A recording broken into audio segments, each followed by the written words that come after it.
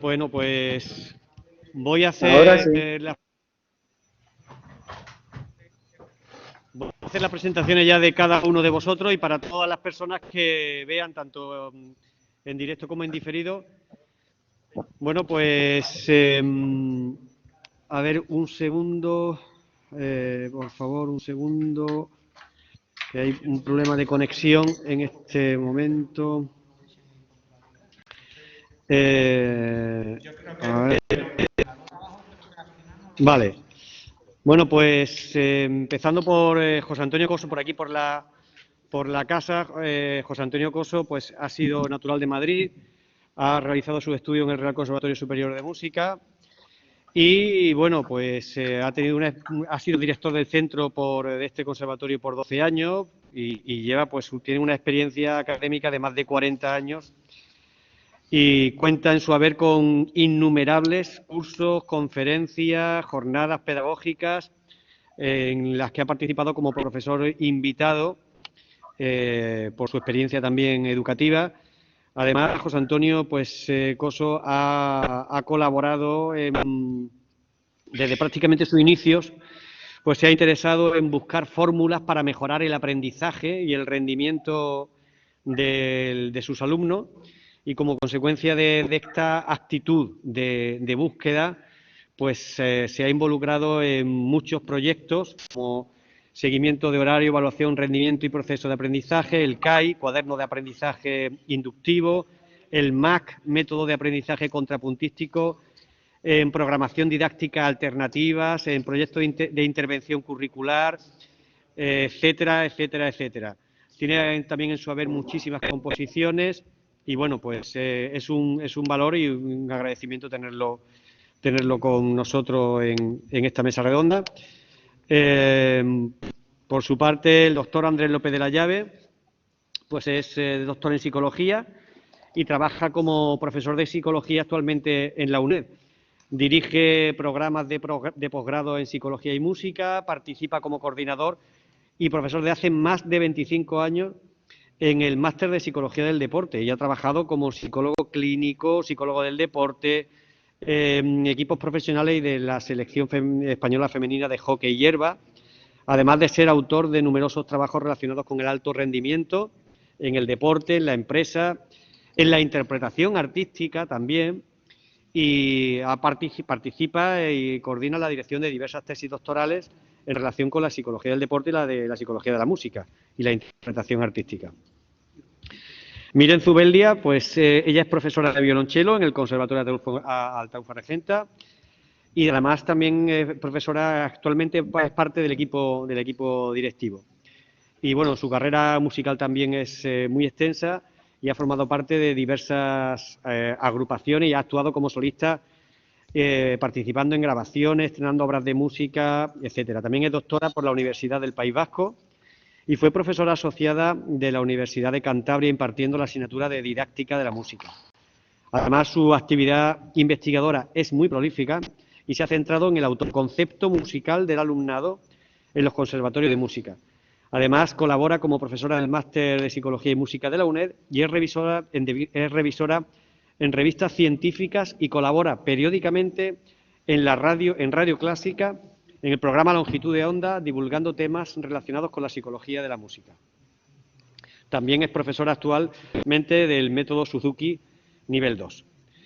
Y bueno, el doctor Basilio Fernández Morante es doctor en psicología, inicia su formación en el Conservatorio de Valencia, pero luego amplía estudios en Madrid, Salzburgo, Budapest.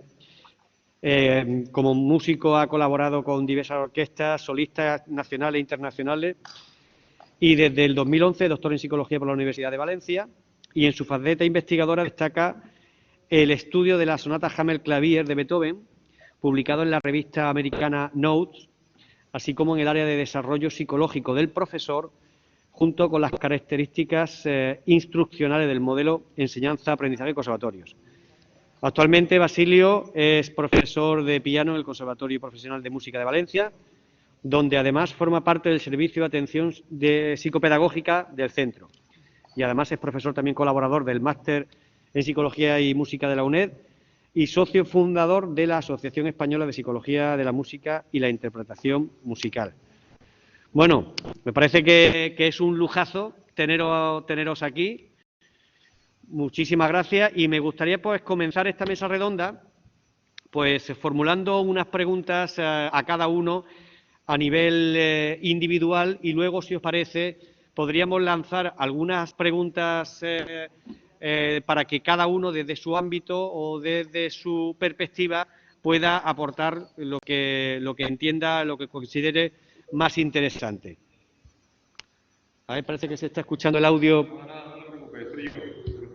No, está bien, sin problema. Si se escucha no hay problema. Bueno, comenzando por ejemplo, por José Antonio. José Antonio, desde la perspectiva que tienes de toda una vida trabajando en el ámbito de los conservatorios de música y además de ser uno de los primeros autores que me consta que han hecho referencia en sus escritos a aspectos psicológicos de la enseñanza y de la interpretación musical, ¿qué aspectos entiendes que podrían ser susceptibles de revisión o mejora en la metodología de la enseñanza instrumental? Bueno, ante todo, pues dar las gracias a esta invitación que me habéis hecho, que bueno, sabéis que estoy jubilado y que espero no estar muy oxidado para poder contestar a vuestras preguntas. Bueno, entrando en materia, por lo que me preguntas, todo este tipo de este campo, el campo de la metodología, cuando yo empecé a investigar sobre él, lo hice por necesidad propia, evidentemente, porque yo he sido un gran pianista y me ha costado bastante pues sacar la carrera y montar los conciertos y montar las obras. Precisamente esa dificultad que yo he tenido en mi carrera, pues me ha servido de aliciente para buscar fórmulas que me permitiesen llegar a donde otros llegaban con más facilidad que yo. Entonces, ese proceso de reflexión pues me hizo buscar atajos, buscar medios, fórmulas que me permitiesen, gestionando muy bien el tiempo, porque ya sabemos todos que el tiempo en nuestras enseñanzas es oro, y todo eso me llevó a reflexiones que yo no había visto en ningún libro, porque en aquella época, cuando estoy hablando de 1990 o incluso antes, pues yo al menos no conocía publicaciones al respecto, por lo tanto tuve que ser autodidacta en este sentido. Pero esas reflexiones me llevaron a darme cuenta que en el estudio de un instrumento se necesita casi lo que necesita un detective, ¿no? Orden, sistema, planificación, una serie de elementos que vayan abriendo el camino del aprendizaje, ¿no? Porque precisamente estos elementos, ¿a qué se aplican? Pues al aprendizaje. Y el aprendizaje, o sea, lo que es la educación instrumental, no dejan de ser pues una serie de procesos de enseñanza y aprendizaje. Son dos palabras que son claves y que posiblemente pues se usen de manera demasiado a la ligera. Entonces, una de las cosas que yo sí me gustaría que se reflexionara es en la profundidad y en la extensión que tienen estos dos elementos, ¿no? La enseñanza y el aprendizaje, que son los dos pilares de lo que es la educación, en este caso, instrumental, ¿no? Entonces, dentro de este ámbito de la enseñanza y el aprendizaje, yo creo que hay dos aspectos muy importantes que son no solamente susceptibles de revisión y mejora, sino de permanente revisión y mejora, como son para el profesor, por una parte, el aprender a enseñar. Y por parte del alumno, el aprender a aprender, que es un concepto que yo vengo rumiando desde 1992, que se me ocurrió escribir un estudio porque veía que los alumnos estaban muy despistados en el campo del estudio, de la organización, del método, ¿no?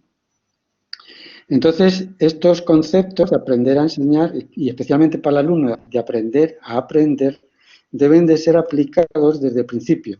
Desde que el niño entra en la clase el primer día con 8 años, ya esa, dijéramos, capacidad se debe de estar incentivando en el niño, porque eso es lo que le va a permitir que en un tiempo, y no muy lejano, pues empiece a tener ya su propia autonomía sobre el aprendizaje, que es una de las bases de lo que es el aprendizaje instrumental.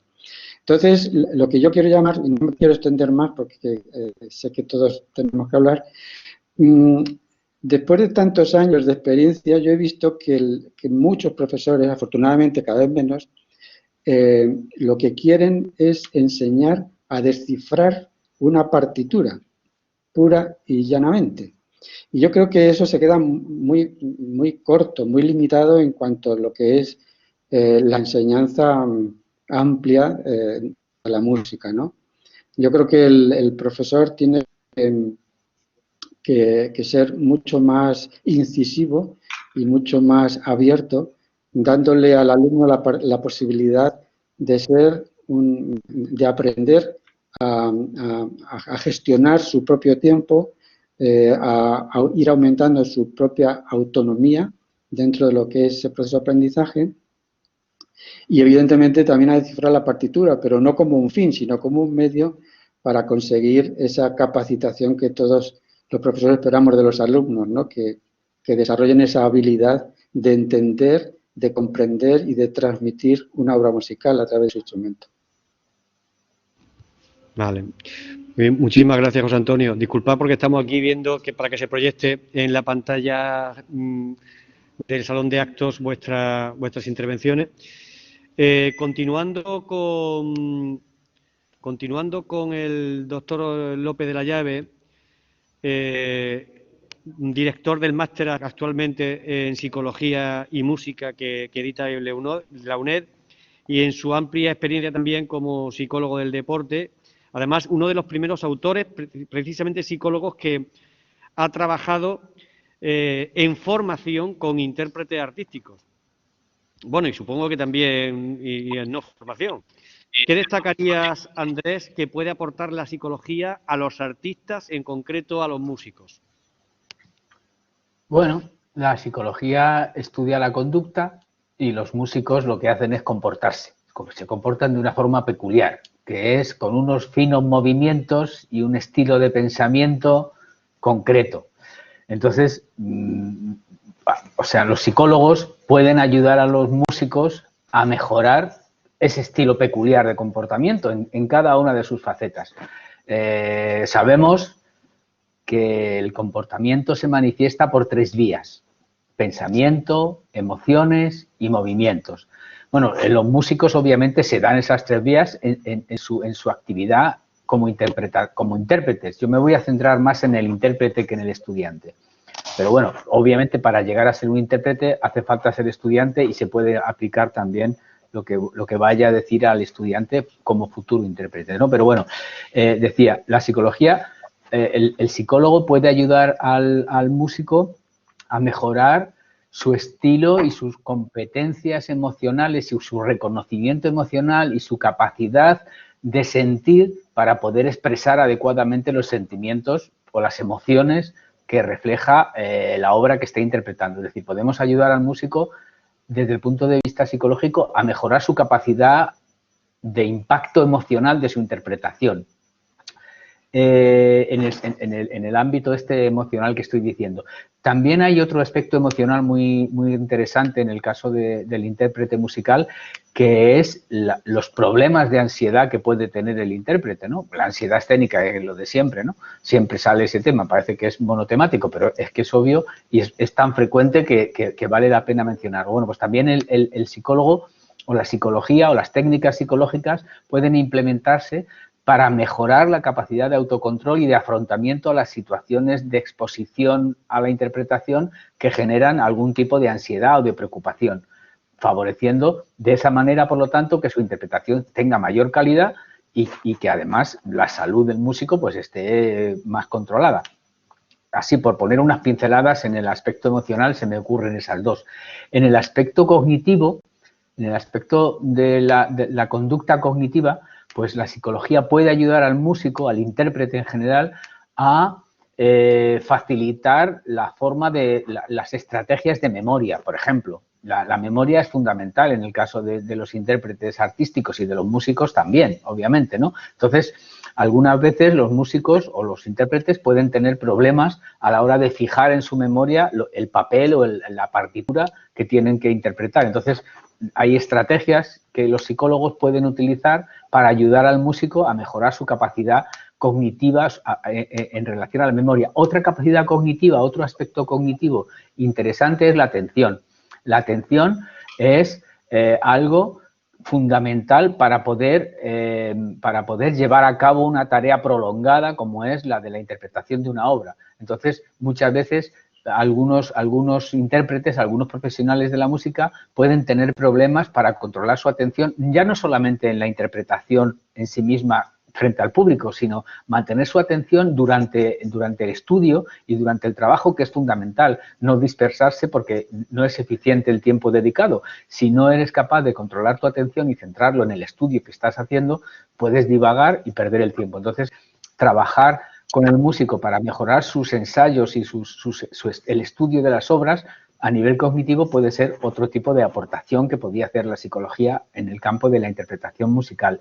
Y finalmente, en el tema de los movimientos, pues es más una cuestión técnica y compete menos al psicólogo. Sin embargo, hay algunos intérpretes que pueden tener problemas motores, ya sean trastornos, pueden ser problemas o dificultades para relajar determinadas zonas de su cuerpo y, no sé, pues los psicólogos podemos ofrecerle ayuda para aprender a hacer un entrenamiento en relajación muscular diferencial que le permita relajar la zona que está más expuesta al trabajo. O también, desde el punto de vista, ahí ya no específicamente motor, sino más centrado en la globalidad de la conducta, los psicólogos podemos ayudar al intérprete utilizando ensayos en imaginación que tienen un efecto en sus propios movimientos y en sus propias emociones y en el propio recuerdo. Es decir, el ensayo en imaginación consiste en llevar a cabo la actividad que se quiere llevar a cabo, pero sin ejecutarla externamente, solamente imaginándola. Entonces, eso requiere una serie de pasos para que sea efectivo, porque no vale decirle, no, pues imagina a cualquiera, pues imagínatelo, porque puede ser contraproducente, hace falta hacerlo bien hecho. Entonces, el psicólogo puede diseñar programas de entrenamiento en imaginación para hacer ensayos en imaginación, para hacer un estudio o un entrenamiento en imaginación que puede tener efectos también sobre la propia conducta motora de comportamiento o de movimiento fino en el caso de algunos músicos. Así, a grandes rasgos, y por centrar los tres elementos que estudiamos los psicólogos, se me ocurre mencionar esas aportaciones o esas ofertas o esos beneficios que podría tener el músico utilizando estrategias psicológicas. Obviamente, estas estrategias o esta oferta de los psicólogos va más allá de solo al profesional. Se puede implementar en los conservatorios y utilizarlas ya desde la formación de los músicos para que cuando lleguen a la profesionalidad, pues manejen estos recursos de una forma cómoda, sin ningún tipo de inconveniente y, por lo tanto, se vea favorecida su capacidad de expresión artística y su autocontrol y su grado de estabilidad emocional, incluso su salud mental. Genial, Andrés. Ha hecho un compendio de la psicología del músico en 5 minutos difícil de superar, ¿eh? Ya me extraña teniendo aquí al elenco que has preparado, Paco. A ver, un momento, ¿se puede subir el volumen? ¿Se puede subir el volumen? Vale. Bueno, pues muchísimas gracias, Andrés. Pasamos, por ejemplo, ahora con Miren Zubeldia, que sabemos que colaboras habitualmente, como hemos comentado, con el programa de Radio Clásica Longitud de Onda, realizando una importante labor de difusión de lo que es la psicología de la música y la psicología del músico. En este sentido, Miren, ¿cuáles crees que son las estrategias psicológicas que consideras más relevantes precisamente para la mejora del estudio que hablaba Andrés y de la práctica musical, aunque Andrés ya ha apuntado algunos aspectos? ¿Cuáles son las estrategias psicológicas que consideras más relevantes para la mejora del estudio y la práctica musical y que podrían también ayudar al profesorado en su práctica diaria, metodológica diaria? Bueno, hola. En primer lugar, agradecerte la invitación, Francisco, y bueno, decir que es un honor compartir esta mesa redonda con estos compañeros tan importantes, ¿no?, en las materias que vamos a tratar. La pregunta que me haces me parece muy difícil, ¿eh? Es lo primero que se me ocurre decirte. Este espacio que tú has mencionado de la radio, Longitud de Onda, es un programa diario y donde se entrevista cada día a alguien para tratar temas relacionados con la ciencia y también con la música. Yo, en mi caso, lo que trato de aportar son aspectos de psicología y música que me interesan a mí, que personalmente me parecen interesantes, y porque creo que así puede ser más fácil, ¿no?, hacer interesar a los demás. Propongo músicas también que la mayor parte de las veces están relacionadas después con lo que he tratado, ¿no? Tengo en cuenta que mucha gente hoy en día comenta, muchos músicos, pero también gente que no es músico, suele comentar que en la radio clásica cada vez se habla más y se escucha menos música. Y es verdad, pero también es cierto que muchos de los espacios, entrevistas, lo que hacen es enriquecer también este conocimiento musical y aportan mucho a la escucha después de la música, ¿no? Yo personalmente trato de ponerme en la piel del oyente y por eso trato temas que pueden llamar la atención a gente que no son músicos y a la vez pueden aportar información pues, interesante también a personas que están en el mundo de la música, ¿no? Como has mencionado, los temas que he tratado, pues muchos están relacionados con estrategias psicológicas para mejorar el estudio, el aprendizaje musical, y son aspectos como la memoria, que ya ha mencionado Andrés, la atención, la lectura a primera vista, los ensayos en los grupos musicales, el autoconcepto musical, pero también he tratado temas un poco más amplios como la autorregulación fisiológica de la música, el consumo y la relación con la música, ¿no?, la música ambiente, el estado físico de los músicos, incluso el afrontamiento del paso de tiempo en los intérpretes, cómo afrontan el envejecimiento los intérpretes profesionales. Creo que cada uno de estos temas puede hacer que el público en general se acerque más a los músicos, pero de forma que piensen y reflexionen en aspectos que antes no habían reparado, ¿no? Y por otro lado pienso que son también aspectos que pueden interesar a los intérpretes, como he dicho, si son tratados con rigor, porque se trata de ofrecer información que viene de los manuales de psicología de la música y por tanto son resultados que se han obtenido desde la investigación, lo cual no quiere decir que tengan que ser tratadas como verdades absolutas, sino que pueden, porque la ciencia va evolucionando y además se trata de eso, de continuamente estar investigando para aportar más o para refutar lo que antes se ha dicho.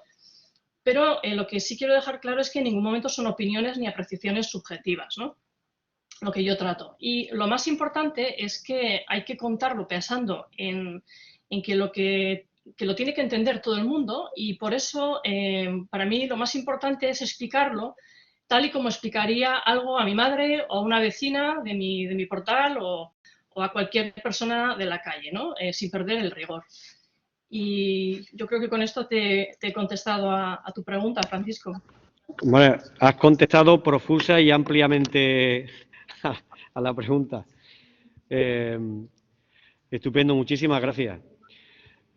Continuando también con Basilio en esta primera ronda de preguntas más a título individual para con posterioridad arrojar preguntas y que cada uno, quien quiera, vaya contestando, vaya aportando su perspectiva, su visión.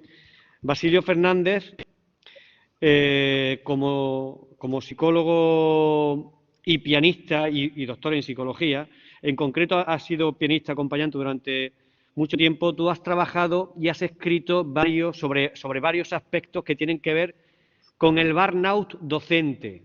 De hecho, tu tesis doctoral giraba en torno a esta temática. ¿Nos podrías decir, Basilio, qué has podido constatar al respecto a la situación actual del profesorado de conservatorio? ¿Hay algún tipo de analogía? ¿Qué nos podría decir al respecto? Gracias, Paco. Bueno, lo primero decir bueno, muestro el agradecimiento como mis compañeros, pero os tengo que decir que yo venía aquí muy tranquilo, con mucha ilusión a esta charla y me habéis puesto nervioso, ¿eh? Porque claro, yo he oído la sabiduría de José Antonio, la experiencia de Andrés, del saber estar de Miren, y claro, me quedo ahí diciendo, bueno, ¿y ahora qué cuento, no? Así que bueno, ¿se me oye bien, Paco? No, no te escucho bien, ¿eh? ¿Vosotros lo escucháis bien? Sí, yo sí lo Yo le escucho escucho bien. perfectamente. Pues yo no sé por qué estoy como perdiendo el audio y me cuesta trabajo seguiros porque ¿Es a como todos que o es a mí escucho solo? muy de forma muy lejana. ¿Pero es a todos o a mí solo, Paco? ¿Eh? ¿Es a mí solo o ya venías escuchándolo así antes? Sí, sí, no, ahora mismo es con todos. Escuchaba estupendamente, pero me cuesta trabajo ahora mismo seguiros porque voy a voy a salir un momento de la sesión y volver a entrar, si os parece, para Paco, intentar restituir el audio, a ver si se restituye. Es que si no, no me estoy enterando de lo que estáis diciendo. Entro y salgo ahora mismo. A ver. sí, de Pues todas te maneras, oímos perfectamente, Basilio. Es un no, problema sí, que tiene Paco, y Mari Carmen seguramente. confirma que se Sí, oye sí. bien. Vamos. Claro. Sí. Yo te digo también bien. Solucioné mis problemas de audio. Andrés, ¿sabes lo que me pasaba? El ¿El ruidito. qué? Que hacía el ruidito este, sí. Sí, pero ¿sabes por qué Sí, era? sí. No. Porque el nivel del micrófono estaba al 100%. Ahora Estaba mucho todo, mejor. la La entrada del entrada del audio. micro estaba muy... Ahora Claro, mucho entonces, mejor. Tenía que meterme en lo que era la configuración de la cámara, porque ni siquiera en Windows puedo regular el nivel sí, de entrada. sí, creo que hay una forma de hacerlo, pero es una buena idea mirar eso y ponerlo en un valor medio. Ahí está. Vale, ahora Ahora estoy sí, Paco. perfectamente, soy audible perfectamente. Perdón, Basilio, Pues tú has nada, escuchado te bien la decía, pregunta, ¿no? sí, la pregunta sí, no, te decía que eso, que yo he venido aquí con mucha ilusión y muy tranquilo y tal a esta invitación, que os agradezco como mis compañeros, pero que me habéis puesto nervioso, porque yo he oído la sabiduría de José Antonio y el saber estar de Miren y la experiencia de Andrés y me he quedado así como diciendo, ¿y ahora qué les cuento yo? Pero bueno, como los psicólogos dicen que eso nos pasa un poco a todos, pues bueno, voy a ver si puedo echar mano de algo que nos han contado.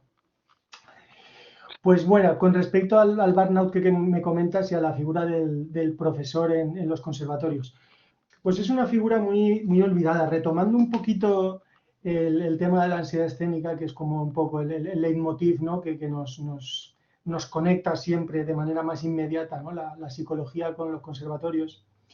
Pues como muchas veces hemos puesto sobre la mesa, el tema este de la ansiedad escénica, que es un poco el símbolo, pues para los que tratamos con esto sabemos que es un poco la punta del iceberg. Y muchas veces pensamos en lo mal que lo pasan los alumnos, y el sufrimiento que llevan y esa un poco sensación de impotencia muchas veces, ¿no? De salir al escenario y esto. Lo que a mí me gusta resaltar es que tanto la ansiedad escénica como en general, muchas veces la víctima no es solo el alumno, en este tipo de enseñanzas. Entonces me gusta remarcar que la figura del profesor está muy olvidada.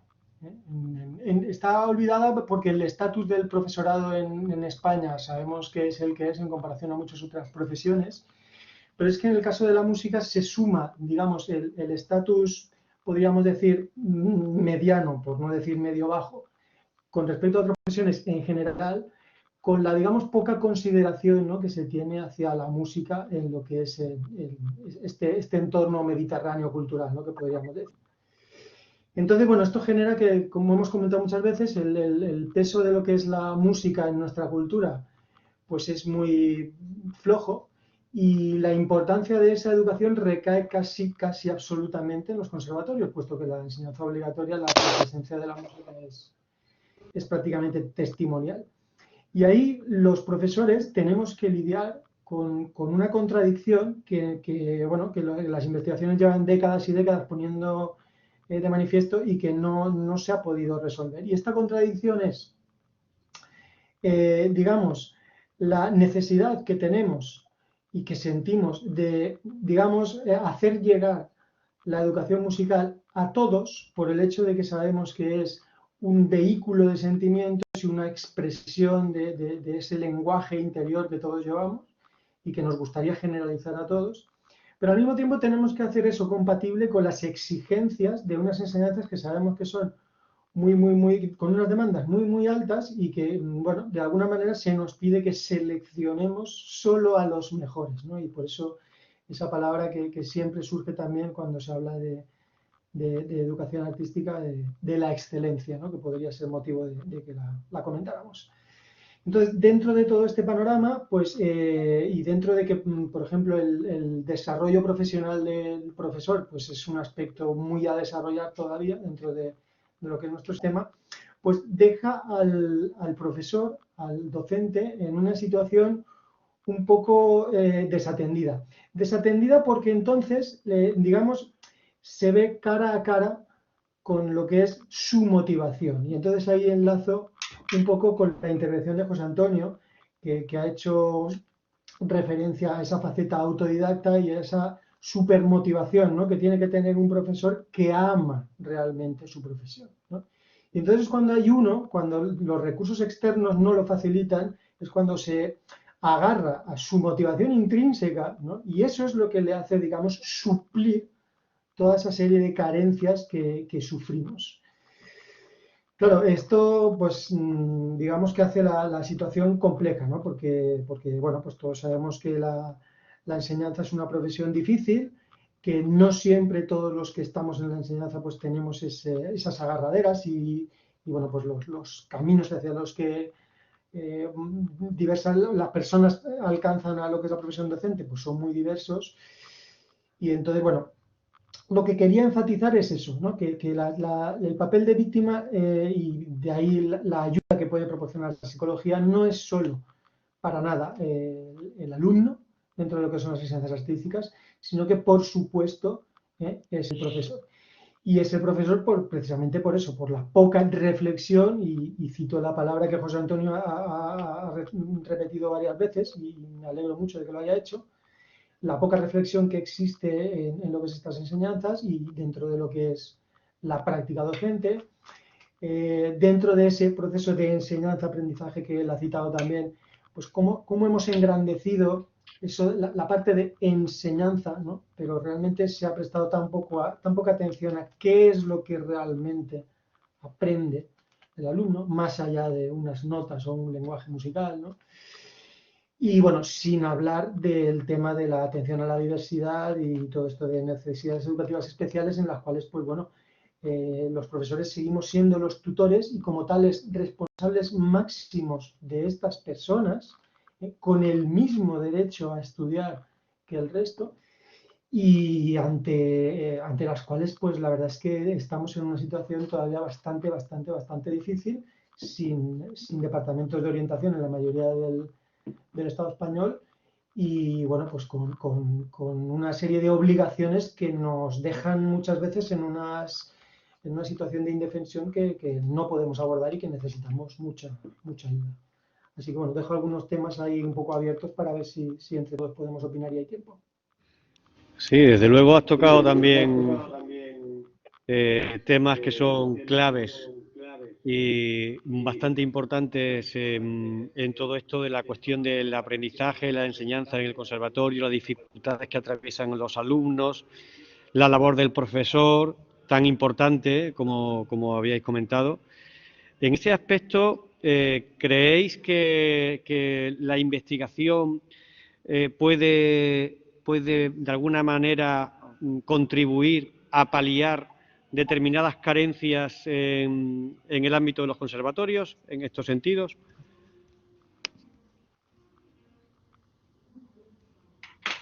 Hombre, la investigación, una cosa muy interesante que me gustaría resaltar es una cosa que decía antes también. Mire, yo siempre digo que la ciencia o los conocimientos científicos o las afirmaciones científicas son como el yogur, tienen fecha de caducidad, no es para siempre, o sea, es hasta que llega el nuevo. Entonces, los conocimientos científicos provienen de una labor rigurosa de búsqueda y de explicación de la realidad, de lo que sea. Y obviamente nos han ayudado en mucho. ¿Por qué no nos van a ayudar en esto? Es decir, claro que la respuesta a la pregunta es un obviamente sí. Claro que la investigación es una vía muy interesante para seguir desarrollando estrategias que mejoren la calidad de la enseñanza, la experiencia de aprendizaje que tengan los alumnos, la experiencia de enseñantes que tengan los maestros y la calidad final de los profesionales. Nos va a ayudar a eso, pero nos va a ayudar provisionalmente porque luego vendrá otra. De hecho, la historia de la enseñanza y de la educación está llena de hitos y de cambios y de modas pedagógicas y que van cambiando. Eso no hay que pensar que sea malo, es bueno porque es desarrollarse adelante. En definitiva, sí que creo que hay que seguir investigando, pero entendiendo por investigar no solamente lo que hacen los investigadores en los centros académicos o en los laboratorios o en los centros específicos de investigación. Investigar es contrastar lo que se está haciendo con lo que se espera y saber si se ha conseguido lo que se espera, es decir, evaluar la propia actividad. Hay mucha labor de investigación que se puede hacer desde el trabajo de los profesores y de los maestros de música y de los educadores en general, pero en el contexto de los conservatorios que es investigación porque es evaluar lo que hacen. O sea, lo que tiene que hacer el profesor es pensar si los objetivos que se ha planteado los está consiguiendo con los medios que ha puesto y evaluar si hay esa relación. Eso es investigar también y comunicarlo, porque esa es otra cosa muy importante. La gente tiene la idea de que solamente se comunica lo que sale bien, lo que sale conforme a lo que tú tenías previsto. Pues no, hay que comunicarlo todo. O sea, si un profesor de violonchelo se le ocurre poner como objetivo no sé qué habilidad y para ello va a hacer este tipo de estrategias y cuando pasa el tiempo resulta que no ha funcionado, conviene que lo diga también. Conviene que lo diga para que otro no cometa el mismo error. Entonces, investigar es la respuesta y es una buena vía de mejorar, pero investigar más allá de lo que se entiende habitualmente, de lo que se entiende popularmente por investigación. Investigación es también el resultado de evaluar cada profesor su propio trabajo y comunicarlo para que otros aprendan de uno. Sí, yo también estoy de acuerdo en ese planteamiento porque la palabra investigación a veces se entiende como algo muy grande o muy complicado o muy técnico que se necesitan unos estudios especiales. Realmente, pues la investigación puede ser una investigación de cómo resolver el aprendizaje de un chaval que por los medios comunes o convencionales no es capaz de avanzar. Entonces, si el profesor se da cuenta que ese alumno por esos medios convencionales no puede avanzar, pues una pequeña investigación sería, conociendo las capacidades de este alumno, ver de qué manera puedo llevar yo a conseguir ese objetivo con otros medios, con otra metodología, con otras estrategias, ¿no? Entonces yo también estoy de acuerdo en que evidentemente la investigación tiene que estar presente. Lo que pasa es que yo veo que hay dos aspectos de la moneda, ¿no? Uno lamentable y otro afortunado. El lamentable es que en la formación inicial, es decir, la formación de los futuros profesores, en los estudios superiores, se centra todo demasiado, creo yo, en lo que es la materia específica en que ese alumno se quiere graduar, ¿no? Y aspectos como estos, metodología de la investigación, por ejemplo, yo creo que si se dan de una manera, que creo que no se dan, pero si se dan de una manera tan superficial y tan como asignatura María, que luego nos encontramos con los profesores que se limitan, en muchos casos, a seguir un programa que ha aprendido su profesor y que este profesor lo ha aprendido del suyo y así sucesivamente, ¿no? Afortunadamente, creo yo que, bueno, la mesa esta es un ejemplo que hay profesores que al margen de la formación musical se están formando en otras disciplinas que a mí me parece que es fantástico, maravilloso y que eso es lo que puede estar enriqueciendo en nuestro arte de la interpretación instrumental, ¿no? Que mucha falta hace porque, como bien se está viendo en esta mesa, está muy abandonado este tema, está muy abandonado y hace mucha falta. Enlazo, si os parece, con la situación que acabas de plantear, José Antonio, la típica clase en la cual el profesor se da cuenta de que el alumno no está aprendiendo. Desde mi punto de vista, vosotros me daréis vuestra opinión, pero en un porcentaje demasiado alto de los casos, ahí la atribución que se establece es que si el alumno no aprende es porque efectivamente el alumno o no ha hecho suficiente esfuerzo o no tiene el talento suficiente. Es decir, ni siquiera aparece esa reflexión por parte de autocrítica del profesor de decir, bueno, ¿qué podría yo hacer más para que el alumno aprenda? Entonces, enlazo esto con el tema de la necesidad de la investigación. La investigación evidentemente puede ayudar al profesorado, pero no podemos olvidar que el profesorado de música, por su formación y las carencias que estabais comentando, el campo de la investigación prácticamente podríamos decir que le es ajeno, ¿vale? Entonces, claro, nos queda mucho por hacer para tratar de acercar un poco y de asesorar a los profesores para que entiendan todo lo que tiene de ayuda, todo lo que les podría ayudar realmente, porque es que si no, ahora mismo la situación desde mi punto de vista es que el profesorado no siente realmente que existe, no comprenden esa necesidad que tendría que tener un profesor para tirar mano de lo que es la ciencia para que pudiera ayudarle en un momento dado. De ahí la necesidad que siempre se comenta de los proyectos en grupo, del trabajo colaborativo, que genera unas dinámicas muy distintas, ¿no?, a, digamos, el modelo tradicional de enseñanza únicamente one-to-one, en donde lo único que importa es el resultado de cómo le sale la obra y sobre todo en la audición.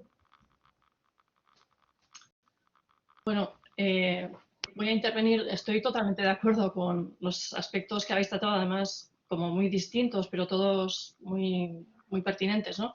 Creo también, estoy totalmente de acuerdo en lo que decís, que se puede y se debe de investigar, sobre todo en todo lo relacionado con aspectos pedagógicos, estrategias de estudio, y también, por ejemplo, la evaluación que ha apuntado Andrés.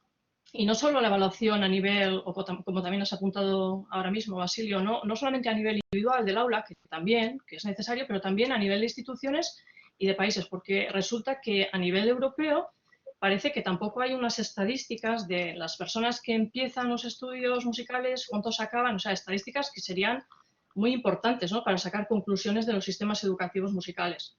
Y luego, otro aspecto que acabas de mencionar, Basilio, me parece también muy interesante, y es que sería, una cosa es si se debe de investigar en los conservatorios y otra si se puede investigar desde los conservatorios, que es lo que tú decías. La mayoría de los profesores son un poco ajenos, ¿no?, a este mundo, y teniendo en cuenta que en las enseñanzas superiores es obligatorio hacer un trabajo de final de grado, con lo cual el tutor tiene que supervisar un trabajo de investigación. ¿Está realmente capacitado el profesor? ¿Tiene esa formación? Pues en algunos casos sí, pero sabemos que en muchos no, ¿no? El perfil que tenemos de profesorado en los centros superiores es sobre todo hasta ahora primado el tocar muy bien, que es necesario, pero quizás se ha descuidado más aspectos pedagógicos, si realmente este profesorado que tenemos ahora está preparado pedagógicamente, y también aspectos en la formación de la investigación. Con lo cual yo creo que se han tratado muchos aspectos muy, muy interesantes, ¿no?, en esta primera pregunta. ¿Cómo Sí. podemos compensar esta carencia, ¿no? Quizás es la primera cosa es atender a esa formación pedagógica que falta, formación también psicológica que ha apuntado Andrés y bueno, es un problema quizás más global, más del sistema, ¿no? Más de programaciones, ¿no? en las formaciones. Yo voy a lanzar un mensaje. Yo creo que hace falta en España un máster de formación del profesorado para conservatorios, porque el máster que hay ahora mismo de pedagogía está enfocado a la enseñanza general y yo creo que no es suficiente. Entonces, si yo lanzo esta pelota a quien pueda promover esto, porque creo que es realmente necesario y creo que tendría una gran acogida. Sí, yo estoy totalmente de acuerdo con eso. Incluso yo llegué a hacer un proyecto en mi tiempo de máster de pedagogía instrumental, porque es que no es lo mismo la pedagogía que se enseña en la educación general que la pedagogía que necesita un profesor de instrumento, incluso la pedagogía que necesita un profesor de lenguaje musical, es que es totalmente diferente, aunque tengan conexiones, ¿no? Entonces, yo estoy totalmente de acuerdo porque es que precisamente las pruebas de acceso al ingreso a los conservatorios son ridículas, son totalmente absurdas e ineficaces. Y ese también puede ser un problema en el sentido de que las personas, los profesores que logran entrar en los conservatorios, como dicen, miren, pueden ser grandes intérpretes y seguramente lo son, pero con unas grandes carencias pedagógicas, y no solamente pedagógicas, sino también psicológicas. Pues yo, en mi larga experiencia, he tenido muchas reclamaciones de comportamiento de profesores hacia alumnos, de comportamientos inadecuados, porque son profesores que no tienen esa formación o no tienen esa sensibilidad siquiera, y entonces tratan a un niño de 8 años como si tratan a un adulto de 40. Claro, eso es totalmente absurdo. Estoy totalmente de acuerdo con ese máster. Yo también apoyo en la medida que yo pueda a que eso alguien coja ese pañuelo y lo ponga en marcha. Porque falta hace. Lo que ocurre es que mientras llega ese máster, pues siguen pasando muchas cosas. Por eso yo lo que proponía era eso, ¿no? Algún tipo de iniciativas, entre otras en este tipo de jornadas, ¿no? Este tipo de acercamientos, este tipo de foros en el que se intercambian opiniones de distintos compañeros, de distintos puntos de vista, en el que se ponen encima de la mesa opiniones diversas, de cara a lo que hemos hablado muchas veces, de que realmente el profesorado pueda vertir lo que son sus maneras de pensar. Y ahí vuelvo a recalcar la idea de que el profesorado es víctima de su formación. O sea, que tampoco podemos acusar al profesorado de la enseñanza superior de, bueno, es que claro, es que no les atrae la ciencia, es que no, bueno, es que no han sido formados para esto, es que nadie les ha explicado realmente, o por lo menos comprensivamente, por qué realmente necesitan de la ciencia para desarrollarse a nivel profesional y a nivel personal. Por eso digo que todo esto que sí que está estudiado y que sí que se sabe cuáles son todos estos pasos que hay que seguir, pues como decíais, ¿no? Como es un problema institucional de sistema, pues quizá esos primeros pasos pasan por lo que siempre hemos comentado y se ha dicho, ¿no? La bibliografía, ¿no? El tema de volcar lo que son las teorías implícitas propias de esos profesores. Y para eso tiene que haber foros de reflexión en los que se viertan, y eso con personas adecuadas para que puedan, digamos, reconvertir digamos, esas teorías de los profesores, que alguien les explique que la ciencia lleva mucho tiempo, que ha, digamos, desacreditado totalmente el mito del talento y todas esas actitudes inapropiadas que comentaba José Antonio, que ya no solo es que sean inapropiadas, es que además muchas veces el profesor es como que entiende que tiene la autoridad para ejercer esas actitudes que son manifiestamente inapropiadas. Entonces, todo este tipo de cosas no se cambian por el hecho de que en vez de una programación o de un programa de estudios, pues se le llame unidades didácticas. O sea, no es cuestión de cambiar el nombre ni de exigir papeles ni de esto. Mientras no cambien las ideas. Sí, sí.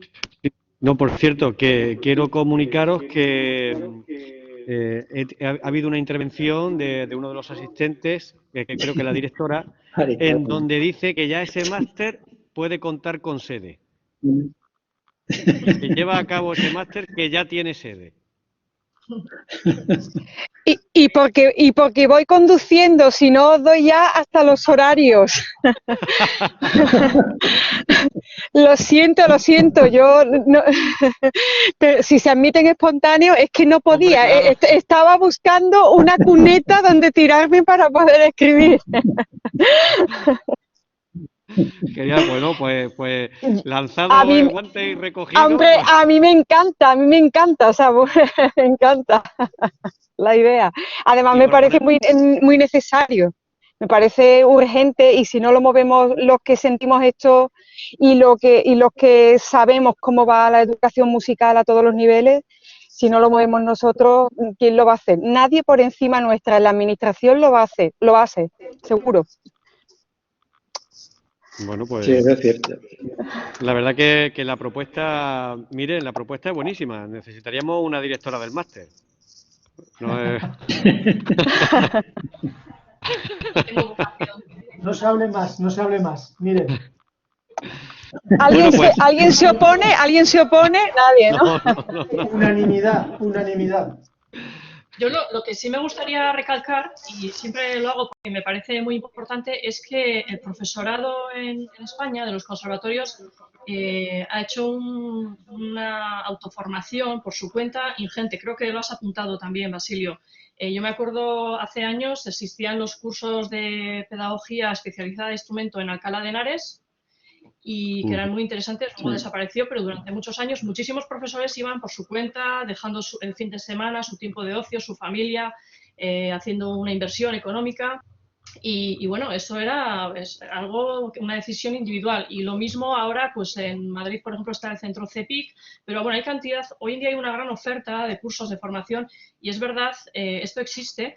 Y aunque en el sistema no contamos con esta formación, pues hay que decir que el profesorado sí se ha preocupado durante estas últimas décadas de hacer un esfuerzo ingente para tener esa formación adicional que no se le ha dado durante su formación. Entonces, lo ideal sería que esta formación existiera de una forma arreglada, ¿no?, dentro del sistema de formación de los profesores y de los músicos. Sí, porque... Y es verdad... No, perdón. Paco. No, que es verdad que siendo positivos, ¿no? Pues brotes verdes, digamos que a algunos empiezas a ver, ¿no? Porque hay veces que en determinados foros, cuando comentas determinadas prácticas que pueden ser consideradas como demasiado tradicionales y tal, sí que recibes, ¿no?, un feedback de que, bueno, esto era antes, tal, ¿no? Y sí que es verdad que hay una cierta cantidad, ¿no?, de profesorado que precisamente gracias a esa autonecesidad, ¿no?, de ir más allá de lo que es la formación que les ha ofrecido su propio currículum, pues les ha permitido ampliar esas vistas y bueno, pues no se dedican a reproducir exactamente los modelos que han venido recibiendo. Entonces, pero como digo, ¿no?, mientras vienen los cambios sustanciales, pues claro, hay que acercar un poquito al profesorado, al grueso, al mundo de la investigación, al mundo de la psicología, para que vean que realmente es algo que está ahí esperando a ayudarles, pero ayudarles en su práctica diaria.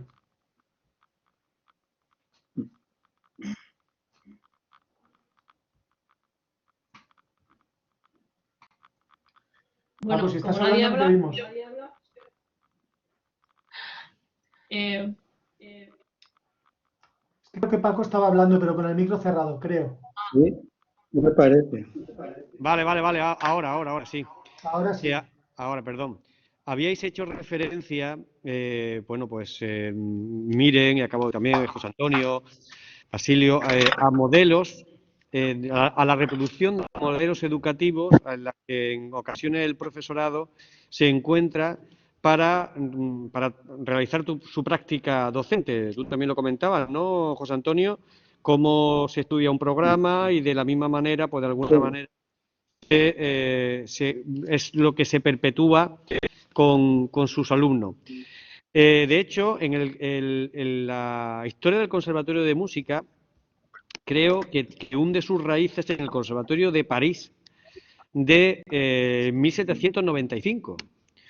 Creo, Basilio, que tú habías escrito también al respecto algo sobre la creación y el sentido con el que se creó el Conservatorio de París y las metodologías que se empleaban. ¿Pensáis que ha cambiado mucho la metodología de enseñanza de hace 200 años a las clases instrumentales que en ocasiones se producen hoy en día en los conservatorios superiores y profesionales? Bueno, incluso elementales, pero sobre todo profesionales y superiores.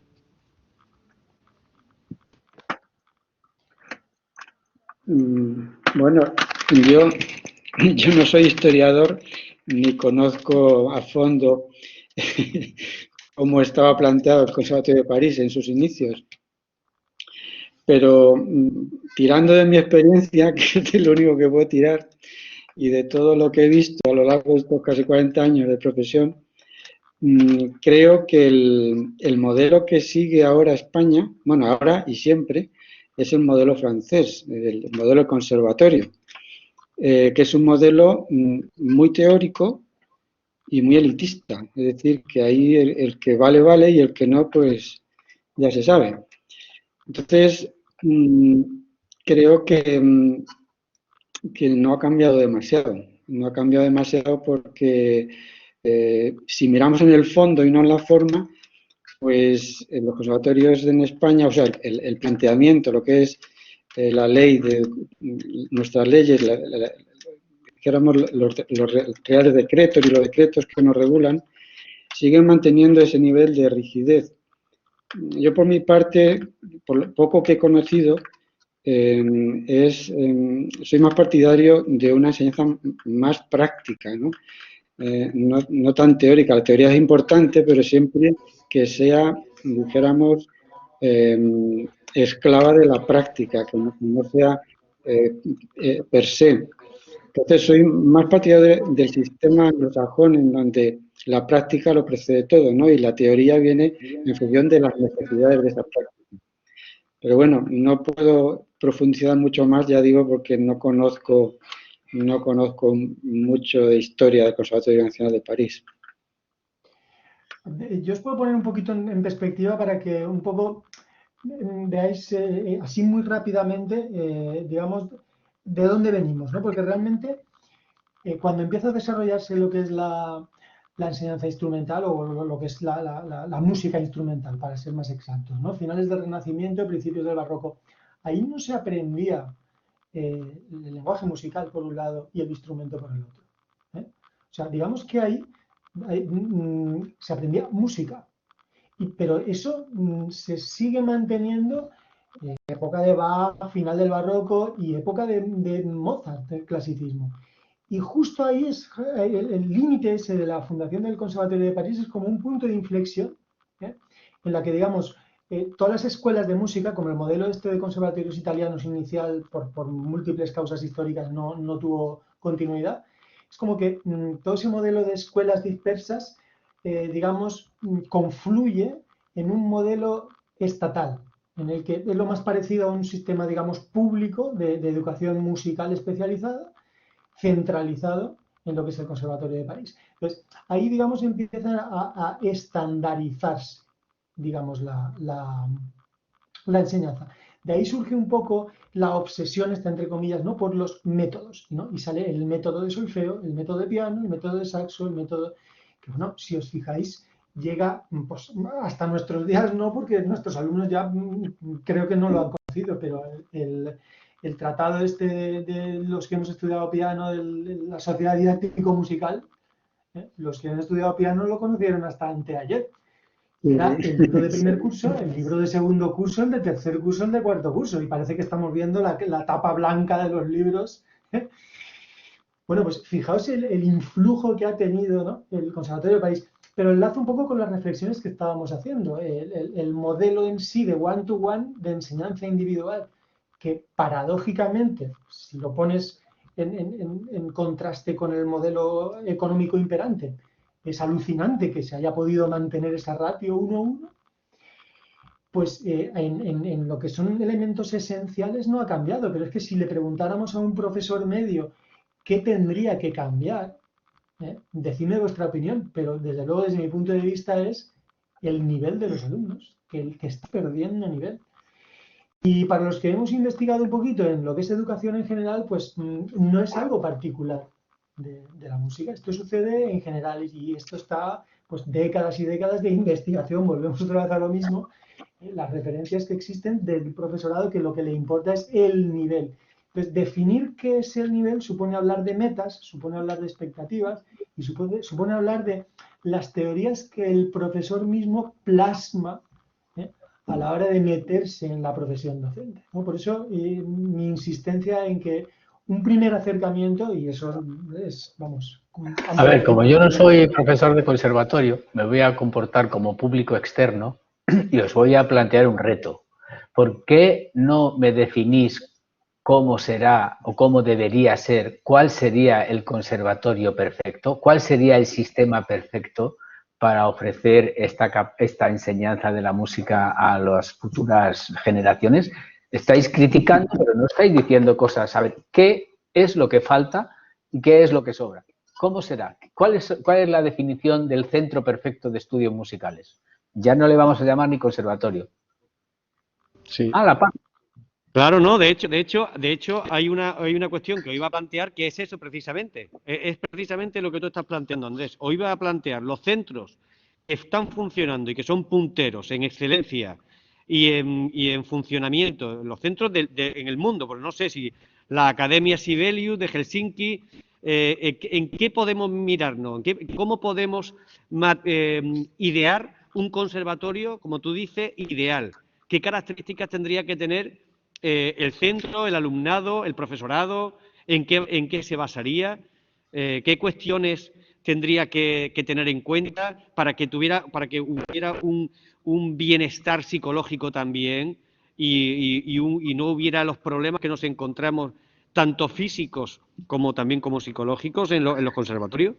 Bueno, la finalidad de los conservatorios es hacer intérpretes, hacer músicos y que no se pongan malos ni se vuelvan tontos, ni se vuelvan nerviosos ni nada. O sea, pero la finalidad no es la salud. Hay que tener en cuenta que la salud no es la finalidad, sino que la finalidad es la que tiene. Y la salud, lo que hay que hacer la finalidad es protegerla, que no se deteriore, incluso si mejora, que bien.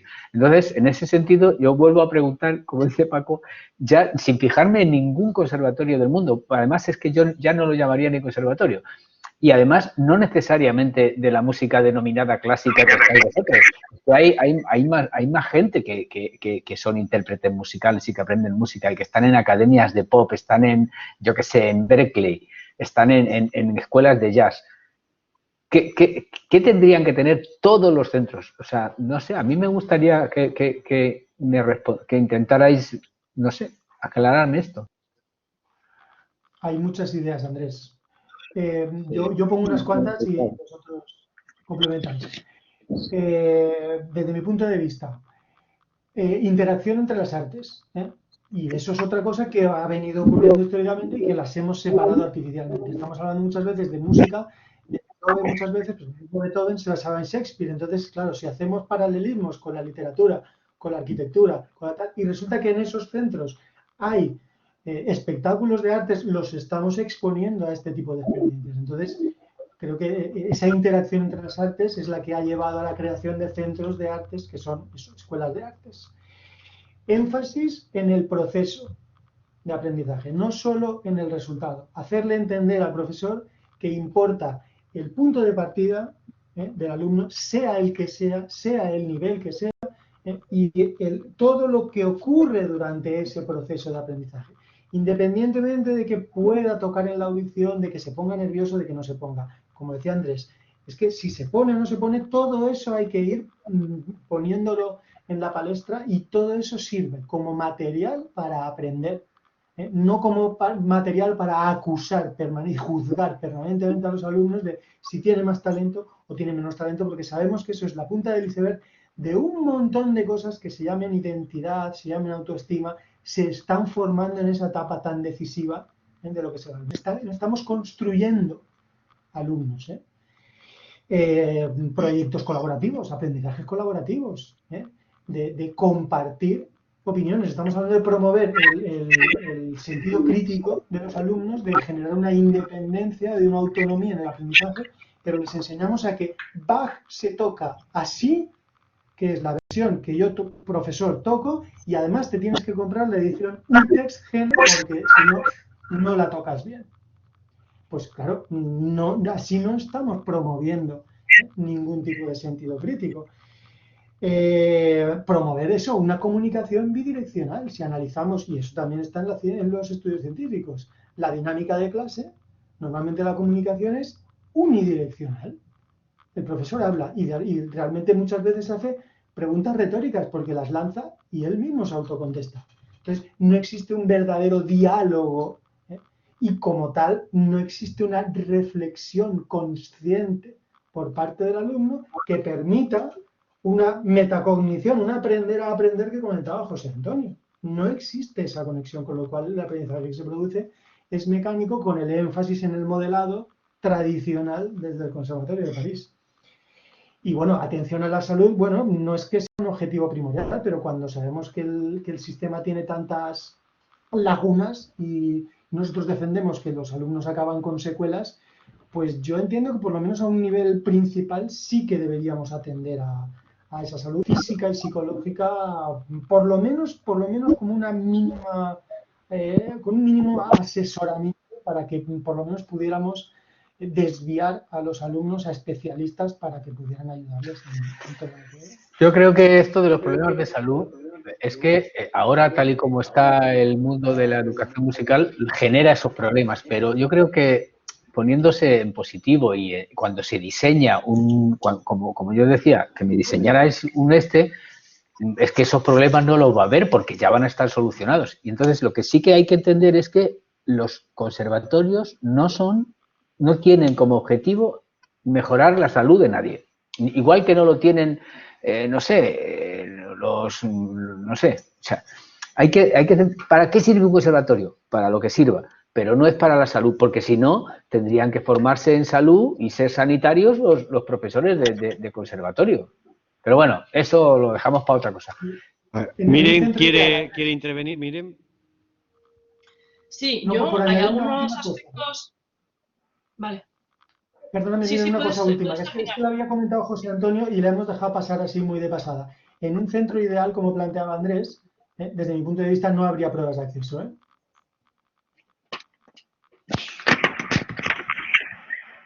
Vale. Está claro que las llamadas pruebas de aptitud están totalmente desacreditadas y como hemos comentado, si el mito del talento está desacreditado, ¿qué hacemos? Seleccionando supuestos talentos con 8 años cuando realmente sabemos que el desarrollo de la capacidad es totalmente discontinuo.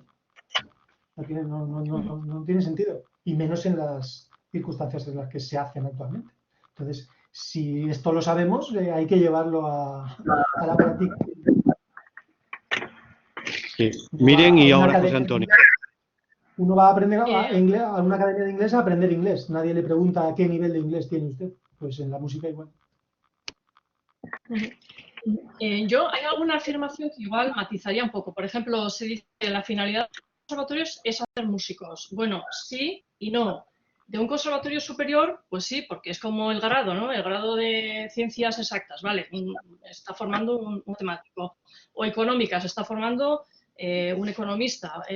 En leyes, ¿no? Un abogado se está formando para trabajar como abogado. Pero es que en el caso de los conservatorios hay que distinguir muy bien la función que tienen los conservatorios elementales, profesionales y superiores. Y en el caso de España, además, yo como ya, por ejemplo, ha mencionado antes Basilio, se da la peculiaridad de que el sistema de enseñanza general pues tiene una carencia enorme en la formación, en la enseñanza musical. Y esta carencia la cubrimos las escuelas de música y también los conservatorios en la etapa elemental. Entonces, yo creo que tampoco tenemos que hacer muchísimo hincapié en cuántos empiezan a estudiar sus estudios instrumentales en primero de elemental y cuántos de ellos van a ser después profesionales músicos, porque no tiene ningún sentido plantearlo así, ¿no? Tendríamos que plantearnos cuántos de los que entran en el superior terminan y luego consiguen acceder a un trabajo, ¿no? En el caso Entonces, la finalidad de un conservatorio, por ejemplo, profesional, de los estudios profesionales en esta etapa, para mí es dar la posibilidad que aquellos que se vean con la capacidad y no se aburran estudiando 5 horas al día y les guste la música, puedan después acceder, tengan una suficiente base para acceder a los estudios superiores, pero también crear una masa de personas aficionadas a la música como la hay en otros países centroeuropeos, que es muy importante, porque si no, ¿quién va a los conciertos, ¿no? Entonces, esa tarea también recae en los conservatorios profesionales y creo que es muy importante. Habéis tocado temas muy importantes. Por ejemplo, Andrés, es verdad, decía, nos estamos autocriticando, pero ¿qué es un centro para nosotros ideal? Pues, por ejemplo, el lenguaje musical. Yo, compañero de profesión con el que hablo, pues todo el mundo en su centro hay desacuerdos en el lenguaje musical. El lenguaje musical, en mi opinión, tiene que estar al servicio de la formación instrumental. Y como decía José Antonio Cobo, tiene que ser una enseñanza mucho más práctica, mucho más basada en por ejemplo, trabajar y desarrollar el oído interno y no tanto en mostrar conceptos muy teóricos, muy a niños pequeños. O sea, es muy importante que sea práctica y que esté al servicio de la formación instrumental. No sé si se me oye. Sí, te escucho perfectamente. Bien. Otra cosa que para mí es muy importante, además de la formación del oído interno, que se debería de hacer desde el lenguaje musical, tendríamos que también mejorar los sistemas de evaluación. Evaluar a un alumno no es ninguna tarea fácil, porque hay muchísimos aspectos que hay que estar observando en el momento, ¿no? Entonces, una solución sería evaluar por rúbricas. La Comunidad Valenciana emitió un informe un trabajo muy extenso sobre las enseñanzas artísticas y una de las cuestiones que trataba, tengo este documento, era la evaluación por rúbricas. Y yo creo que el tener acceso, que los profesores de instrumento tengan acceso a este documento, les ayudaría mucho a la hora de evaluar a sus alumnos, porque viene detalladamente en cada especialidad instrumental cómo se puede evaluar de una forma mucho más sistematizada, mucho más analítica, y es una herramienta realmente valiosa para el profesor. Estos son, para mí, 2 aspectos que serían importantes de modificar. En cuanto a los sistemas de ingreso que habéis mencionado también, es verdad. Yo me acuerdo en un curso muy, muy interesante con Richard Aron, que ahora él da clases creo que en la Juilliard, es un profesor de violonchelo. Él decía, yo no selecciono a mis alumnos haciéndoles pruebas a los alumnos, yo hablo con las madres. O sea, ¿qué quiere decir esto? Realmente el hecho de medir las aptitudes a un niño no te va a garantizar que ese niño vaya a estudiar. Durante los primeros años de estudio se sabe que la presencia, la implicación, el apoyo de los padres es fundamental. Si no existe esta implicación, si no hay un padre o una madre que está detrás del alumno diciéndole, ayudándole, apoyándole y diciéndole que tiene que estudiar todos los días, no va a haber un progreso, ¿no? Entonces, esto es fundamental. El sistema de ingresos es verdad que no se puede hacer con una entrevista a los padres, pero hay métodos hoy en día en los que sí se contempla, una de la parte de la selección sí es hablar con los padres y ver cómo los niños interactúan con sus padres, ¿no? Entonces, yo creo que estos 3 aspectos son fundamentales para que haya una mejora en los conservatorios. Yo creo que has hablado una cosa súper importante, que es que hay diferentes. No se puede trabajar a todos igual. Yo creo que eso efectivamente aclara mucho. No es lo mismo cómo se plantea o cómo se diseña un centro de formación de profesionales músicos que cómo se diseña un centro de iniciación a la música. En el mundo del deporte ya se ha reproducido eso, o sea, los niños hacen actividades extraescolares y van a aprender a jugar al tenis a una escuela de tenis, y ahí el objetivo es disfrutar, aprender y divulgar y progresar y desarrollarse. Pero cuando van a un centro al CAR, cuando van al centro de alto rendimiento, allí ya no se va a jugar, ahí se va a rendir. Se va a ser un auténtico atleta y a ser el mejor en eso. Pues es que los conservatorios superiores, evidentemente, son estos centros de alto rendimiento y las escuelas y los colegios y la música que se da en los colegios o la que se da en las escuelas de música municipales, pues es más parecida a eso. Entonces, no se puede tratar a todos los centros de formación de formación de músicos o de formación en música de la misma manera. Y hay que aclararse, porque no se puede aplicar lo mismo cuando se piensa en un conservatorio superior que cuando se piensa en la escuela municipal o en la escuela que tiene una asociación, que tienen una banda de música y lo que quieren es sacar músicos para su banda. No sé si os parece que habría que matizar todo este tipo de cosas. Y yo creo que ahí has apuntado una cosa muy interesante, miren. Sí. José Antonio, tenía la mano levantada. Perdón, una matización.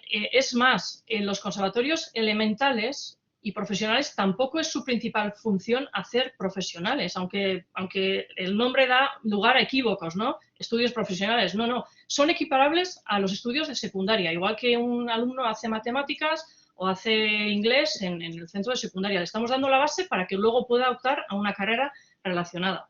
Y por eso también es una muy buena oportunidad para formar. Son preprofesionales.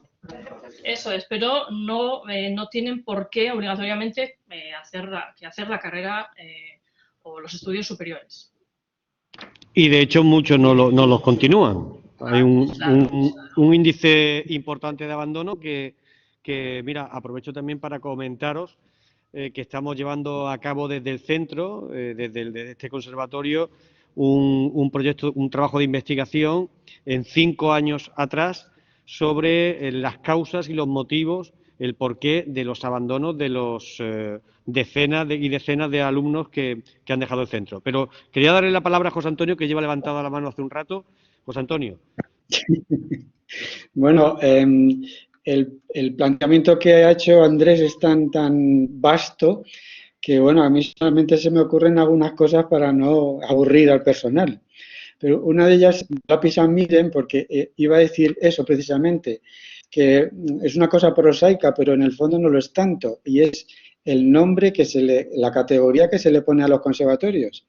Yo he tenido compañeros de conservatorio profesional que me han venido a llorar al hombro, frustrados, porque me decían que no eran capaces de sacar profesionales en ese centro, que no podía exigirle las horas que necesita un profesional para que salieran como profesional. Entonces yo le decía, pero bueno, es que tú no te debes fijar en el nombre, porque el nombre no tiene nada que ver con la finalidad que se pretende con estos conservatorios. Yo creo que el término que se utilizaba antes de conservatorio medio es mucho más apropiado que profesional. Yo creo que el profesional realmente sería el superior, no el que ahora se llama profesional. Sería enseñanza, como antes, enseñanza elemental, enseñanza media y enseñanza superior. Y la enseñanza superior sería la profesional.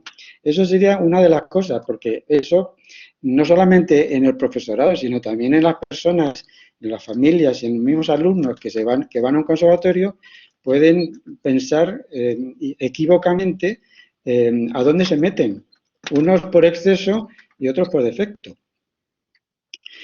Otra cosa que me viene a la cabeza sobre esto es una toma de posesión de un delegado provincial de educación aquí en Sevilla, que por cierto duró muy poco, y que en ese discurso de toma de posesión se puso como finalidad convertir a Sevilla en la nueva Salzburgo.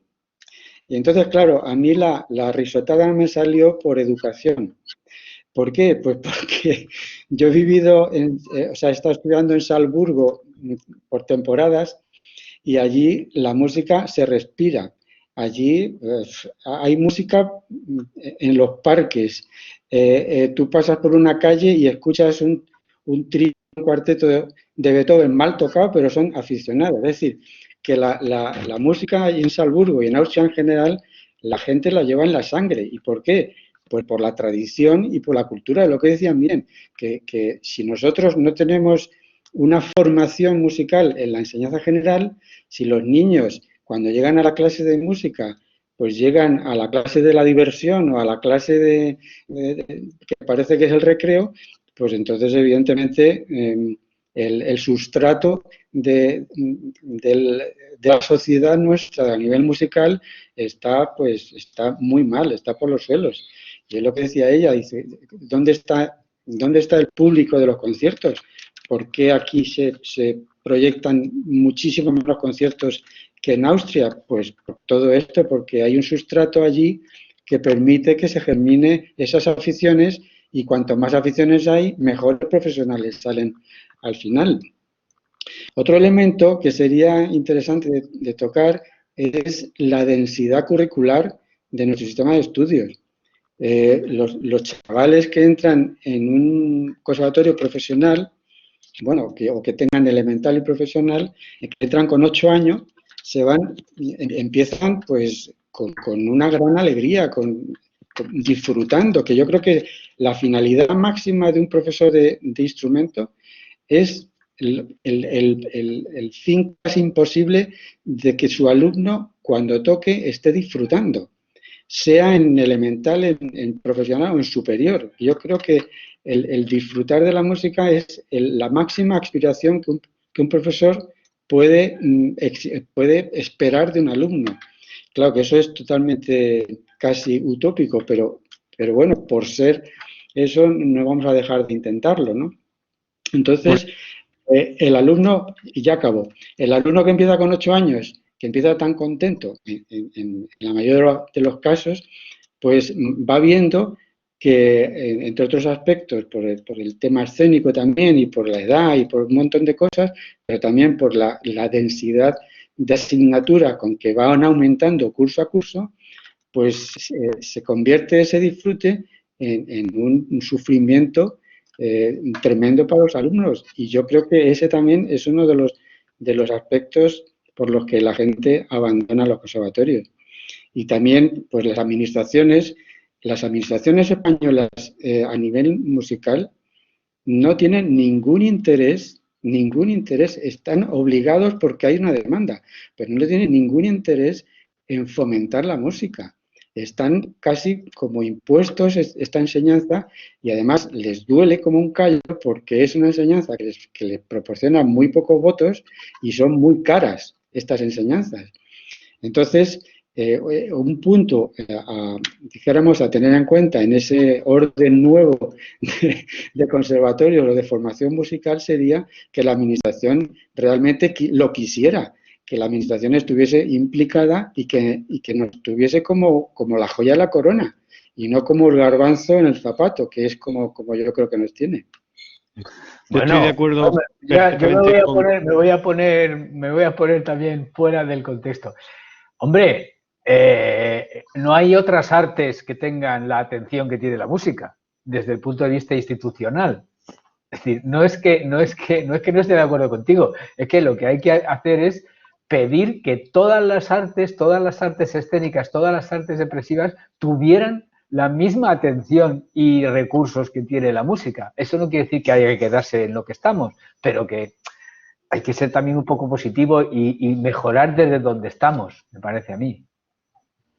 Sí, por supuesto, pero es que la administración, ya te digo que la administración, yo te lo digo porque he tenido que bregar 12 años con la administración y jamás he encontrado a un delegado, a un secretario, a un administrativo que le haya visto yo motivado a que la música significase algo.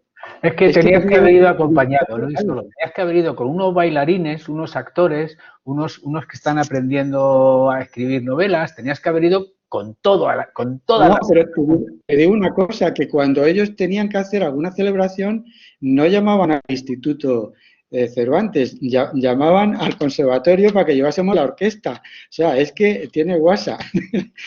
Bueno, eso es así. La verdad que solamente lo quiero cuando les interesamos. La verdad que habéis tocado temas, hemos hablado, la verdad que temas todos muy interesantes. Nos quedan unos minutos para cerrar la mesa redonda. Hemos hablado de metodologías, hemos hablado de modelos, de la reproducción de modelos, hemos hablado de conservatorio ideal. La verdad que se quedan un montón de preguntas abiertas, sobre todo, vamos, se ha hablado incluso hasta de la creación de un máster que yo apoyo también totalmente, como comentabas, que forme al profesorado en los aspectos en los que quizá tenga más carencia. Y sí me gustaría, además de que se han quedado algunas reflexiones en el aire, que yo creo que también es lo más interesante, hacer una pregunta final, y si tiene algún interviniente alguna pregunta que formularos, que también pueda realizarla. La última pregunta que y os pediría que no extendáis mucho para poder dar paso a las posibles preguntas que puedan surgir de los asistentes, es en relación también con lo que estáis comentando al profesorado, ¿qué herramientas creéis que sería conveniente que tuviera el profesorado para hacer frente a los diferentes retos que se tienen con respecto a las circunstancias o las características tan particulares que tienen estas enseñanzas? Voy a hablar yo, que soy el que menos está ahí, porque no estoy en el mundo del conservatorio, y decir que lo que tienen, la principal cosa que debería ofrecerse a los profesionales, a los profesores, es las ideas claras, qué es lo que se espera de ellos. Y eso les permitiría seguramente centrarse mejor en la tarea. Yo creo que muchos profesores no saben lo que se espera de ellos claramente, y eso determina la confusión. Y luego, aparte de eso, hace falta ofrecer al profesorado la capacidad de formarse, pero no ya cuando son profesores, sino ofrecer una buena capacidad de formarse para llegar formados. Entonces, si llegan formados y saben lo que se espera de ellos y además se les ofrece una carrera profesional progresiva de reconocimientos, pues oye, esto funcionará bastante bien, aparte luego ya de los recursos propios de cada profesor. Se me ocurren esas tres cosas. Desde el punto de vista psicológico también, entiendo, ¿no? Pero es que desde el punto de vista psicológico, saber qué se espera de ti es fundamental. Si tú no sabes lo que quieren de ti, pues primero te genera ansiedad. Y la ansiedad te va a hacer rendir y comportarte de una forma no vas a saber para dónde ir. O sea, ni vas a ayudar a los demás y tú te vas a sentir mal. Vas a generar un problema para el profesor y para los demás. O sea, el efecto psicológico que tiene tener claros los objetivos y saber qué se espera de ti, y además saber que los resultados van a tener efectos, o sea, que no es lo mismo que lo hagas bien o que lo hagas mal, sino que si lo haces bien, pues va a ser mejor. Y se va a haber un diseño de carrera, en función de los resultados. Va a tener un efecto psicológico sobre el profesor que a su vez va a repercutir en la calidad y en la calidad con la que va a trabajar con sus estudiantes, con sus músicos. Yo totalmente de acuerdo, Andrés. Lo único que insisto en que esas necesidades que a lo mejor los que estamos aquí las vemos muy evidentes, desde mi punto de vista el profesorado no las percibe así de evidentes. Entonces hay que superar ese obstáculo inicial y explicarles por qué eso es esencial para ellos. Porque bien sea por sus lagunas, bien sea por el método tradicional, lo que sea, ellos entiendo que no lo perciben así. Y como resumen, desde mi punto de vista, creo que habría que recuperar el disfrute, como decía José Antonio, promover el esfuerzo y desterrar el sufrimiento.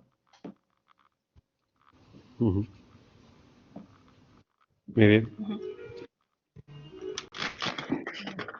Bueno, pues yo enlazando con lo que decía Andrés, pues esa formación que es muy importante. José Antonio, ¿sí? Antonio, perdón un segundo, José Antonio, sí. Es que el doctor Andrés López de la Llave se tiene que ir ya, tenía el tiempo limitado. Y, vale. Y nada, es para despedirle, agradecerle a Andrés su participación y muchísimas gracias por tu contribución, estamos encantados. Vale, yo me voy a ir, pero voy a seguir oyendo esto un rato más, o sea que me despido de vosotros, ya no intervengo, pero os voy a seguir escuchando seguramente. Gracias a todos. Muchísimas gracias, Andrés. Espero que muchísimas gracias. Igual o más grande. Gracias, hasta luego. Estupendo, hasta luego. Adiós, un abrazo. Perdón, José Antonio. Y nada, estaba comentando que esa formación que se debe dar en los superiores debería ser más completa en el sentido pedagógico, porque ahora mismo, que yo sepa, si no han cambiado las leyes, las personas los graduados no salen con el grado de pedagogía del instrumento. Creo que la única pedagogía que sale es la pedagogía del lenguaje musical, pero todo lo demás salen graduados como instrumentistas. Y todos esos instrumentistas son los aspirantes a pasar a conservatorios como profesores. cuando ellos no han tenido ninguna formación como profesores, o sea, como pedagógica me refiero. O sea que la formación en el superior, yo creo que aunque no se dedicase, aunque salga un número determinado de alumnos o de graduados que vayan a dedicarse al concierto, que van a ser los menos, porque además ahora vivir de concierto es muy complicado, que la mayoría van a ser profesores, yo creo que la pedagogía, la didáctica, la psicología, el currículum, todo eso debería ser asignaturas y no asignaturas complementarias o marías, sino asignaturas fuertes, porque es que luego van a ser, dijéramos, el sustento de ese profesor, los recursos de ese profesor y la salud mental de ese profesor cuando tenga que ejercer como docente. Y entonces en eso tiene mucha culpa el sistema de selección que yo me refería antes, no al de ingreso en los conservatorios, de los alumnos, sino de los profesores, es decir, las oposiciones. El sistema de oposiciones es lamentable. Es un sistema que no garantiza en absoluto que el que pase esa posición vaya a ser lo que se espera de él, un buen docente, ¿no? Yo creo que antes se hacían mejor estas pruebas. Yo, por ejemplo, mi experiencia es que yo tuve que fundamentalmente pasar una prueba muy, muy fuerte, que es la que más valoraban, y era la de dar, aparte de tocar, que era la de dar clase a un niño que no tenía ni idea, el darle la primera clase a un niño y darle luego una clase de media hora y luego darle una clase de otra media hora a otra alumna, en este caso, que me traía una fuga de Bach y tuve que demostrar, o sea, tuve que mostrar delante de un tribunal mi capacidad docente, tanto con el niño que no tenía ni idea como la niña que ya tenía 4 o 5 años de estudios. Y yo creo que esa prueba es fundamental, aparte de lo que luego se les pida tocando, de los conocimientos curriculares, etcétera, etcétera, etcétera. Pero es que ahora mismo esa prueba se sustituye por el famoso la programación didáctica. Es que es para mí una absoluta aberración. Y bueno, y con esto ya no sigo para no herir más susceptibilidades. No, está muy bien y yo convengo contigo. Yo estoy de acuerdo al 100%, José Antonio, por cierto, ¿eh? Estoy al 100%, suscribo lo que acaba de decir.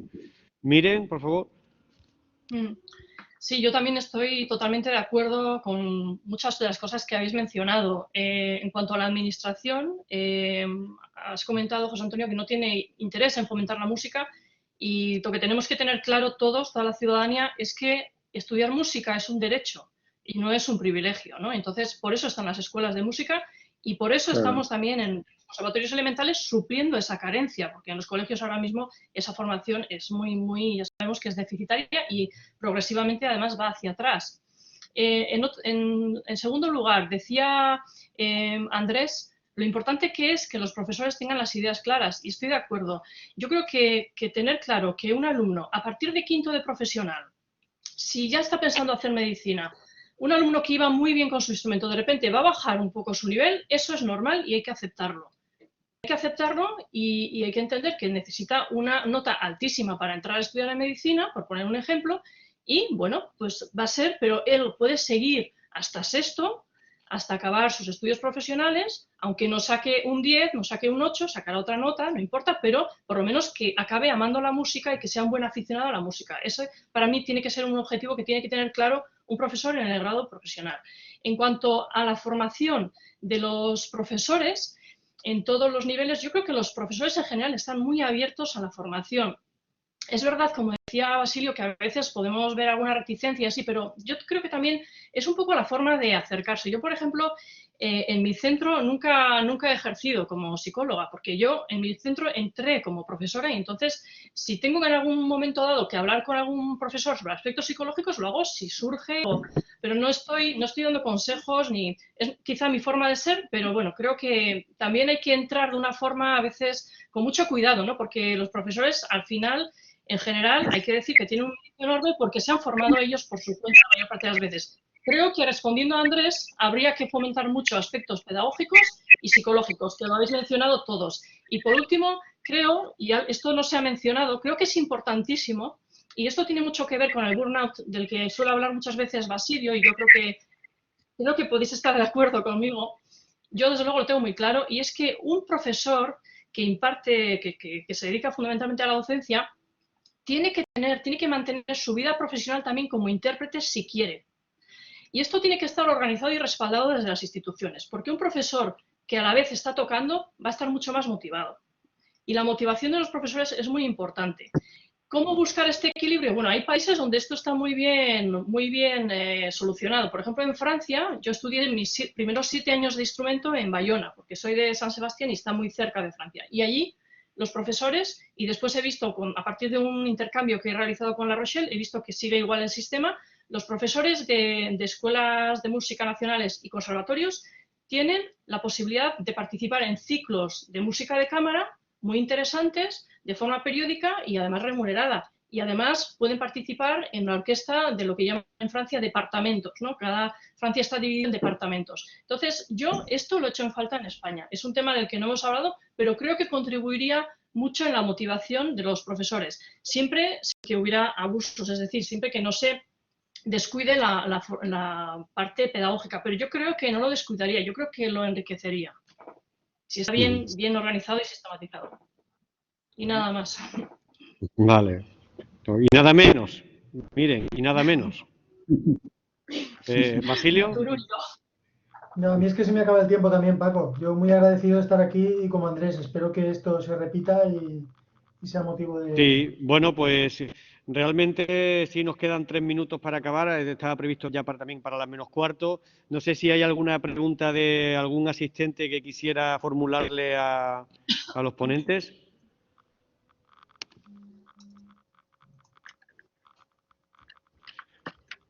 Bueno, pues nada.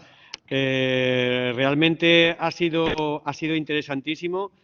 Creo que el generar más preguntas que respuestas, que es lo que hemos hablado aquí, ha sido una reflexión y un debate sobre aspectos en que todos sois expertos también, conocéis de primera mano lo que aquí sucede y acontece, y sois personas que además tenéis una sólida formación y esto no tiene la más pretensión que precisamente fomentar ese espacio de encuentro, de reflexión, de debate para la mejora de ese conservatorio o ese centro ideal que comentaba Andrés y en el que yo creo que todos estamos también de acuerdo con el comentario de José Antonio, en donde un aspecto importante es el que pueda disfrutar también como un derecho, como tú decías, Miren, como un derecho, que puedan disfrutar en todas las etapas de su desarrollo formativo y, como decía también Basilio, evitar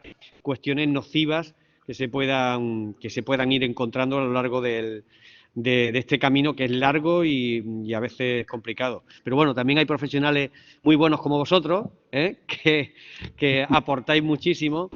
Así que nada, muchísimas gracias. Gracias también al conservatorio, a la dirección de este centro, que tiene mucha sensibilidad en este sentido y en este aspecto. Y mira, aquí está Mari Carmen. Sí, muchas gracias a todos, muchas gracias a todos los participantes. Siento no haber estado, un momentito, siento no haber estado un poco más presente, pero bueno, ya veo que Paco es un magnífico anfitrión. Sí. Sí, sí. Ya sabéis dónde tenéis vuestra casa y nada, muchísimas gracias. Lo he oído todo, a pesar de...